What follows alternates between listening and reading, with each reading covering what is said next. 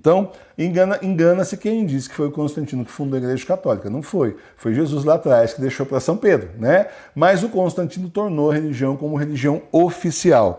E Santa Helena, mãe do imperador romano, convertida ao cristianismo, foi em peregrinação à Terra Santa para localizar onde aconteceram os fatos importantes da vida de Jesus e preservar as relíquias do cristianismo que permaneceram lá. Um dos seus objetivos era encontrar o lugar da crucificação de Jesus e a própria cruz onde ele foi crucificado. Lá cuidou ela de destruir a imagem de Vênus em mármore, que para apagar a memória da paixão de Cristo, os gentios haviam colocado exatamente no lugar da cruz e que ali permanecera durante cerca de 180 anos. Você vê que o diabo não dá folga desde o começo, gente. Ele não dá folga. A guerra é séria desde sempre. O mesmo ela fez no presépio do Salvador, onde havia sido posto um simulacro de Adonis, e no lugar da ressurreição, onde haviam colocado um de Júpiter. Quer dizer que então andaram colocando lá deuses romanos pagãos nos lugares que eram lugares santos, justamente porque o Senhor ali pisou, né? Nasceu ali, o Senhor ali foi crucificado, enfim.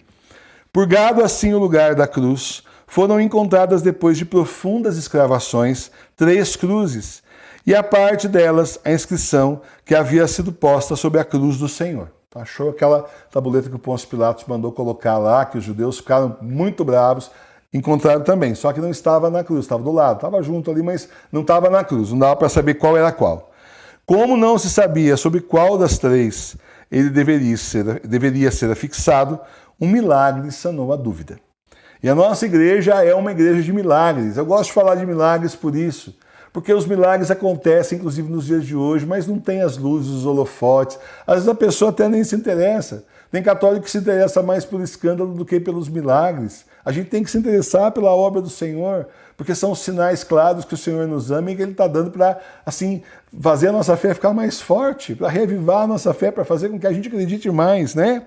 De acordo com o historiador Rufino, a autenticidade da verdadeira cruz foi confirmada por uma milagrosa cura após São Macário rezar esta oração.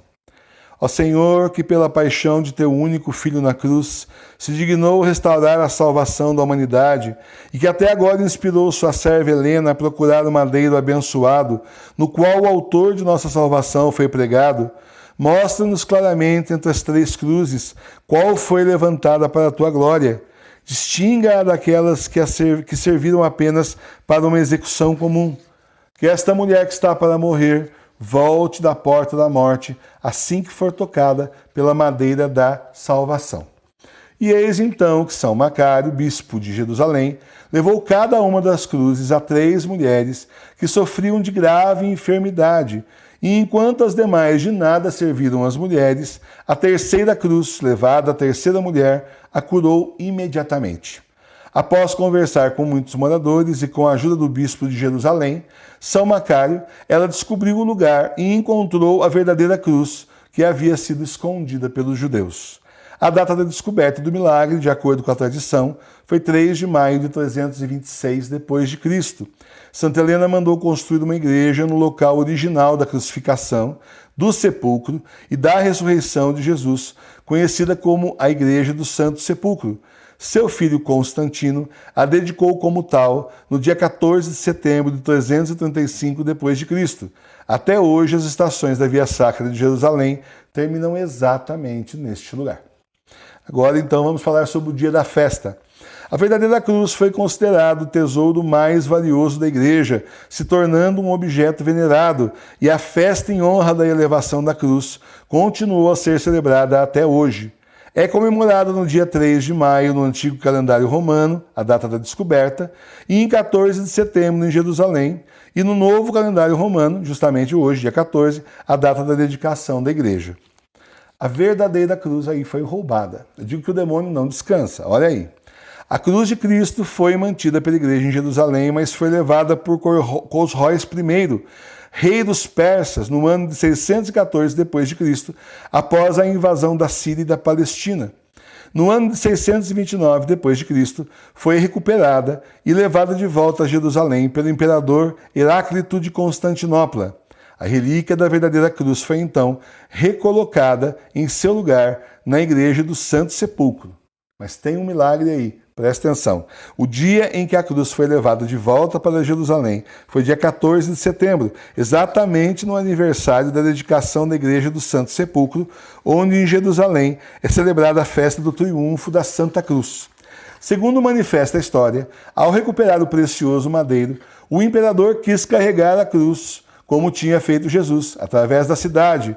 Mas tão logo pôs o madeiro ao ombro e tentou entrar no recinto sagrado, não conseguiu fazê-lo, ficou paralisado. O patriarca Zacarias, que ia a seu lado, indicou que todo aquele esplendor imperial ia em desacordo com o aspecto humilde e doloroso de Cristo quando ia carregando a cruz pelas ruas de Jerusalém. Estava lá o imperador glorioso, muito bem vestido, muito bem arrumado, aquela comitiva toda entrando em glória, carregando a cruz, e o Senhor não aceitou isso, porque não foi assim que ele carregou a cruz. O Senhor carregou com humildade, com muito sofrimento, com dor, por nós, por amor.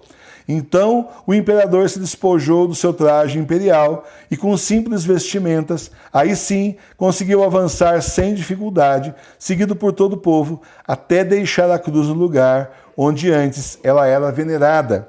Os fragmentos da Santa Cruz se encontravam no cofre de prata, dentro do qual os tinham levado os persas. E quando o patriarca e os clérigos abriram o cofre, todos os fiéis veneraram as relíquias com muito ardor, inclusive ocorreram muitos milagres. A igreja tem uma longa tradição de veneração da cruz. É por isso que as igrejas católicas e ortodoxas também sempre têm crucifixos em lugares importantes. Na igreja católica, essa veneração faz parte da tradição litúrgica durante a Semana Santa. Também é por isso que é isso que você perde quando você não vai na Sexta-feira Santa, né? A gente aqui na Sexta-feira Santa fez oração Santa Cruz, viu? Na Semana Santa nós tivemos. Também é por isso que cristãos ocidentais e orientais colocam cruzes e crucifixos em suas casas, geralmente nas paredes ou em cima das portas, ou em algum local de honra para mostrar que ali é uma casa cristã. Por isso, se você ainda não tem uma cruz em casa, pois é, pense na ideia de escolher um dia festivo, abençoá-la e colocá-la num lugar especial, onde ela pode ser honrada e venerada. Nós ensinamos já lá aqui no canal, né? Nós temos como abençoar objetos, mas toda terça-feira, no terço da Sagrada Face, quando é a Amada Sofia que reza o terço com vocês, às 20 horas, ela também faz a bênção dos objetos. Então, se você não tem ainda uma cruz atrás de cada porta sua, você pode aí adquirir, fazer, até se tiver o dom, né, de fazer. Às vezes a pessoa tem esse dom do artesanato, eu não tenho, mas tem um pessoal que tem. E aí, então, você, no dia, você reza o terço junto com a gente, amado, e no final faz a bênção. Inclusive, existe uma visão de Nossa Senhora, anunciando os 3 dias de escuridão, onde ela pede, evidente, que as pessoas coloquem cruzes também nas janelas, já para se preparar. O poder do sacramental é muito grande. O poder do sacramental é imenso na luta contra o demônio. O demônio não ousa atravessar pela cruz do Senhor. Então, pense nisso, já vai equipando a sua casa para o que vem por aí. Nós estamos nos tempos do Apocalipse. Nós precisamos conhecer mais a verdadeira igreja. Para isso, nada melhor do que estudar os catecismos. Mas não esse catecismo amarelo, que muita gente tem aí na prateleira, porque ele é enroscado, meio dúbio, não. Eu trago para você hoje, da livraria do professor Emílio, 3 sugestões fora de série. E olha, uma completa a outra, viu? O Didaquê é a doutrina dos 12 apóstolos. Aqui é o início do cristianismo. Lá atrás, o que os apóstolos ensinavam para as pessoas, né, que estavam sempre ouvindo o testemunho deles a respeito de Jesus. Essa aqui é outra preciosidade, é o Catecismo Maior de São Pio X. É um livro em forma de pergunta e resposta fora de série. Ele tem a pergunta a respeito da nossa doutrina, da nossa fé, e depois tem a resposta na frente, que é simples de entender. Você lê esse livro aqui assim fácil e vai poder consultar sobre os temas mais variados. Toda vez que você quiser, tiver alguma dúvida, tiver que debater com alguém ou ensinar para alguém a nossa fé. Por último, mas não menos importante, nós temos o famoso Catecismo Romano, que é lá do Concílio de Trento. Esse catecismo aqui, o professor Emiliano estava comentando hoje, que assim, o padre, ao invés de fazer seminário, os garotos que são seminaristas, deviam estudar esse livro aqui. Só isso já era suficiente para eles saberem tudo que a nossa igreja ensinou durante esses 2000 anos. Está aqui. É fora de série. Esse aqui é um catecismo que, na origem, ele foi escrito para os padres, para eles poderem estudar. Então, é fora de série, porque assim, ele diz para você sobre a verdade da nossa fé, mas explica por quê. Então, por isso que ele é grossinho assim. Você vai lendo aos poucos, olha, a gente já tem até marcadores aqui de estudo. Então, você vai fazendo isso aos poucos e você vai entender melhor. E tem um índice também para você localizar as suas dúvidas e conseguir resolver. Olha, são catecismos fora de série. Nós temos lá, entra na nossa livraria enquanto ainda tem, porque são livros clássicos da nossa fé. É www.livrariadoprofessoremilio.com.br. Com esses catecismos em mãos, você vai saber o que realmente é preciso sobre o catecismo da Igreja Católica e sobre a nossa fé. Paz e bem.